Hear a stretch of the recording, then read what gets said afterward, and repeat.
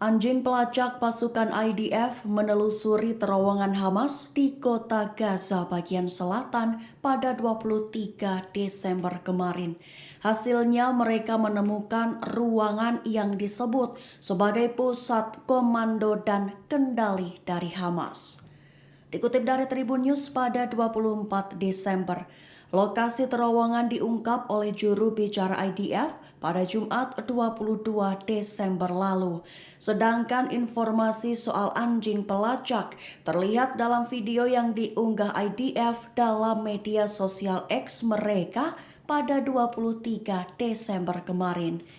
Terlihat anjing pelacak yang merupakan unit anjing khusus Israel, Ockets, berlari menelusuri terowongan. Video terlihat diambil melalui kamera yang dipasang di tubuh anjing pelacak Ockets tersebut. Juru bicara IDF mengungkap bahwa terowongan itu milik Hamas dan di dalamnya ditemukan ruang komando dan kendali. Serta ada juga ruang penyimpanan, tempat persembunyian, infrastruktur air, dan listrik. Militer Israel mengatakan bahwa rute menuju terowongan itu merupakan struktur bertingkat di dalam kota Palestina. Israel klaim telah menarik mundur pasukan darat mereka yang ada di Gaza. Disebut oleh otoritas penyiaran Palestina pada 23 Desember, klaim itu menjadi satu di antara taktik untuk mengalihkan fokus Hamas. Dikutip dari Tribun News pada 24 Desember, sumber melaporkan bahwa rencana Tel Aviv adalah mengalihkan perang ke fase baru. Taktiknya adalah mengakhiri operasi darat untuk fokus dalam melanjutkan serangan udara besar-besaran di jalur Gaza. Diketahui peralihan taktik ke fase baru ini lantaran jumlah korban tewas atau terluka tentara Israel meningkat. Sumber mengatakan bahwa tentara Israel bersiap melanjutkan perang ke tahap ketiga pertempuran di Gaza. Dikatakan sumber bahwa fase itu akan mencakup mengakhiri operasi darat di jalur Gaza, mengurangi pasukan, dan mendemobilisasi pasukan cadangan, serta akan fokus pada pemboman besar-besaran dan pembentukan zona penyangga di dekat perbatasan sesuai dengan tujuan lama Israel. Sebatas informasi akhir saja, ada kemungkinan Israel beralih fase lantaran sebelumnya Brigade Golani menghadapi kerugian besar, tepat saat melawan Brigade Qassam Hamas, Brigade Quds, dan kelompok lain yang bercokol di jalur Gaza. Imbas pembantaian besar-besaran Israel dan Amerika Serikat di Gaza, Iran ancam tutup Laut Mediterania. Dikutip dari Tribun News pada 24 Desember, kabar itu diungkap oleh seorang komandan Garda Revolusi Iran pada 23 Desember kemarin. Ia adalah Brigadir Jenderal Mohammad Reza Naqvi. Ia memberikan ancaman kepada Israel dan Amerika Serikat di mana pihaknya akan menutup Laut Mediterania. Ancamannya tak sebatas itu saja, namun juga menutup Gibraltar dan jalur air lainnya. Namun ia memberikan ancaman dengan tidak menjelaskan bagaimana caranya menutup jalur Mediterania tersebut. Lantaran Iran sendiri disebut tidak memiliki akses langsung ke Mediterania. Sebatas informasi, satu-satunya kelompok yang didukung oleh Iran di Mediterania adalah Hizbullah Lebanon dan milisi sekutunya di Suriah di ujung Laut Gibraltar. Iran mendukung Hamas melawan Israel, menuduh Amerika Serikat mendukung apa yang mereka sebut sebagai kejahatan Israel di Gaza, di mana pemboman tanpa pandang bulu berimbas kehancuran di jalur Gaza. Diketahui kelompok Houthi yang bersekutu dengan Iran di Yaman selama sebulan terakhir menyerang kapal-kapal dagang yang berlayar melalui Laut Merah. Upaya itu dilakukan sebagai pembalasan atas serangan Israel di Gaza yang menyebabkan beberapa perusahaan pelayaran beralih rute pelayaran. Pakar militer dan keamanan asal Turki Mete Yarar mengklaim kecerdikan Hamas. Ia menyebut bahwa Hamas berhasil memproduksi senapan dan amunisi khusus untuk penembak runduk.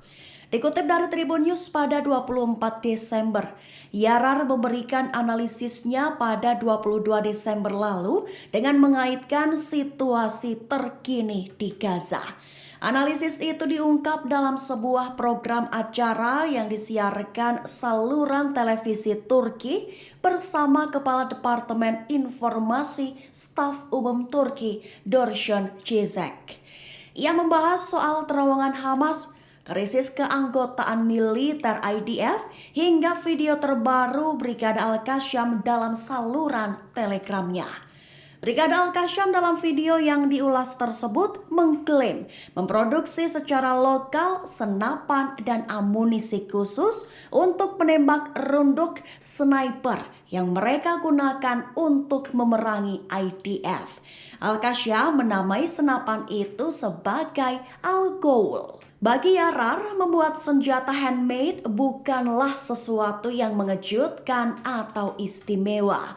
Namun, hal yang istimewa menurut Yarar adalah Al-Qassam tidak sedang membuat senjata biasa, melainkan senapan untuk penembak jitu yang membutuhkan tingkat akurasi dan presisi tinggi.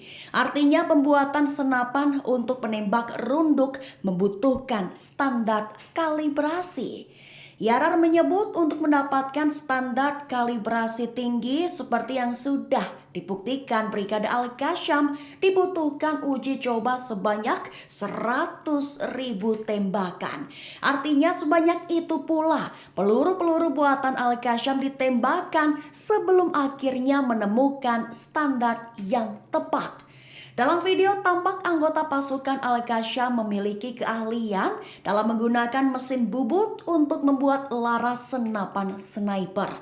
Selain itu mereka juga tampak membuat peluru dari senapan lokal mereka yang bertuliskan Qassam 127. Kapal tanker produk kimia berbendera Liberia yang berafiliasi dengan Israel terbakar dan rusak. Diketahui itu terjadi lantaran kapal tersebut diduga dihantam drone di lepas pantai India pada 23 Desember kemarin. Dikutip dari Sky News pada 24 Desember, serangan itu disebut menjadi serangan pertama di lokasi yang jauh dari Laut Merah sejak perang Israel-Hamas dimulai. Diketahui ada peningkatan jumlah ancaman terhadap kapal-kapal di lepas pantai Yaman oleh kelompok Houthi.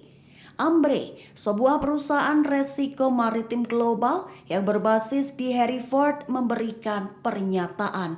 Ambre menyatakan pesawat tak berawak itu menghantam buritan dan menyebabkan kebakaran yang kemudian padam. Namun kapal terlanjur mengalami beberapa kerusakan struktural serta air sudah masuk ke dalam kapal. Kapal tanker produk kimia berbendera Liberia itu rusak di 120 mil barat daya pelabuhan Veraval di India. Diketahui lokasi itu lebih dari 1.500 mil dari pintu masuk ke Laut Merah.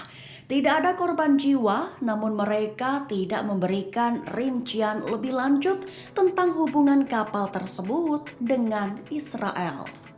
Penasehat Perdana Menteri Israel Benjamin Netanyahu beri bantahan atas klaim PBB, di mana klaim itu menyatakan bahwa IDF membunuh 13 pria Palestina tak bersenjata di depan keluarga mereka di kota Gaza pada 19 Desember kemarin. Dikutip dari Euromed Monitor pada 24 Desember, Pasukan tentara Israel disebut telah melakukan eksekusi lapangan terhadap warga sipil selama penggerebekan di rumah-rumah warga Palestina di jalur Gaza pada 19 Desember kemarin. Pasukan Israel dilaporkan menembaki beberapa pria muda di dalam rumah tanpa perlawanan dan tanpa alasan yang jelas.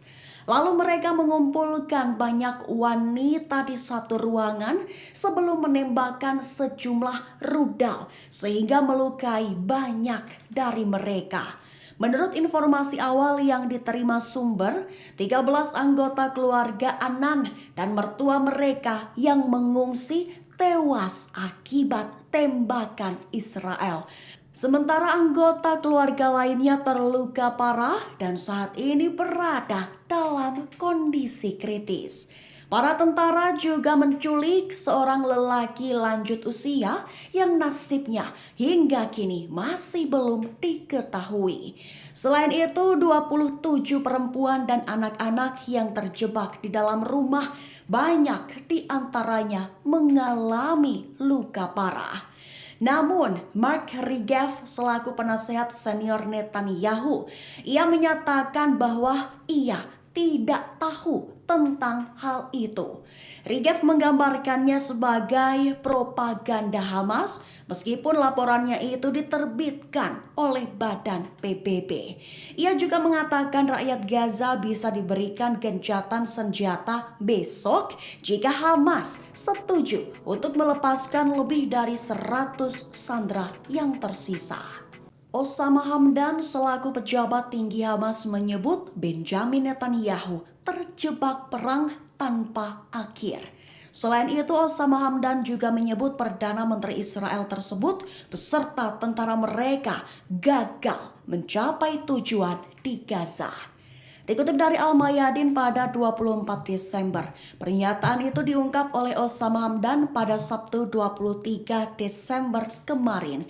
Hamdan menegaskan kembali bahwa tidak akan ada negosiasi mengenai tawanan pendudukan sampai permusuhan berhenti. Ia juga menggarisbawahi bahwa tawanan Israel dibiarkan dalam ketidakpastian karena Netanyahu menghendakinya. Osama Hamdan mendesak keluarga mereka untuk mengambil alih penentuan nasib kerabat mereka sendiri. Ia tegas menyatakan bahwa ancaman yang dibuat oleh kabinet perang Israel untuk membasmi Brigade Al-Qassam telah hancur total. Lantaran disebut Osama Hamdan, Brigade Al-Qassam sekarang memiliki kekuatan yang lebih besar di lapangan. Yang menegaskan Israel gagal mencapai tujuan agresinya di jalur Gaza. Kini rezimnya terjebak dalam perang tanpa akhir karena tentaranya mengalami kerugian besar dan tentaranya melarikan diri dari medan perang. Puluhan warga lanjut usia Palestina dikabarkan dieksekusi oleh tentara Israel sejak 7 Oktober lalu. Dikabarkan eksekusi puluhan lansia itu dilakukan dalam operasi penembakan langsung di jalur Gaza. Dikutip dari Euromed Monitor pada 24 Desember, kabar itu dikatakan oleh pemantau hak asasi manusia Euromed dalam sebuah pernyataan yang dikeluarkan pada Jumat 22 Desember kemarin. Pihaknya mengatakan bahwa 1049 pria dan wanita lanjut usia telah terbunuh selama 76 hari genosida. Mayoritas dari mereka tewas tertimpa puing-puing rumah, namun puluhan orang lainnya menjadi sasaran pembunuhan dan eksekusi lapangan. Insiden itu termasuk tentara yang menembak lansia secara langsung dan dalam beberapa kasus mengeksekusi mereka begitu saja. Contoh kasus, Akram Abu Hasira dan istrinya yang sudah lanjut usia ditembak dan dibiarkan mati kehabisan darah oleh pasukan Israel pada Kamis 21 Desember kemarin. Selain itu, Ahmed Sulaiman Hasan Muhammad Abdel Al, seorang pria sakit jiwa 60 tahun, ditembak dan dibunuh di rumahnya di Camp Jabalia pada 13 Desember. Abdel Nasser Kader Habub, 62 tahun, juga terbunuh ketika pasukan Israel menembakkan peluru artileri ke arahnya tak lama setelah dia dibebaskan dari penahanan 2 hari. Dan masih banyak contoh kasus pembantaian Israel terhadap warga lansia Palestina di jalur Gaza sejak agresi 7 Oktober lalu. Perlawanan Palestina berkomitmen siap terus menghadapi pasukan Israel di utara dan selatan Gaza. Upaya itu akan dilakukan perlawanan demi mengakibatkan kerugian besar bagi Israel, baik dari segi tentara maupun kendaraan militer. Dikutip dari Al-Mayadin pada 24 Desember, komitmen perlawanan Palestina itu diungkap pada Sabtu 23 Desember kemarin. Sebelumnya Al-Qassam berhasil menghancurkan 5 tank Zionis menggunakan 2 rudal seberat 2 ton di Jabalia. Selanjutnya Brigade Al-Qassam juga melakukan penyergapan ketat terhadap 4 jeep dari Komando Pendudukan di daerah Yor Al-Dik di jalur Gaza Tengah. Mereka berhasil melenyapkan seorang tentara Zionis dari jarak dekat. Selain itu, pasukan Israel juga menjadi sasaran rentetan mortir di lingkungan Al-Zaitun, selatan Gaza. Imbas dari serangan-serangan itu, pasukan pendudukan Israel mengakui kematian 5 tentara tambahan. Media Israel menggambarkan situasinya sangat sulit dengan adanya banyak bom dan pertempuran di Gaza. Pasukan pendudukan mengungkapkan bahwa di antara korban adalah seorang kapten pemimpin kelompok unit elit Nahal. Selain itu, 4 korban tewas lainnya berasal dari Givati dan Batalion 6623.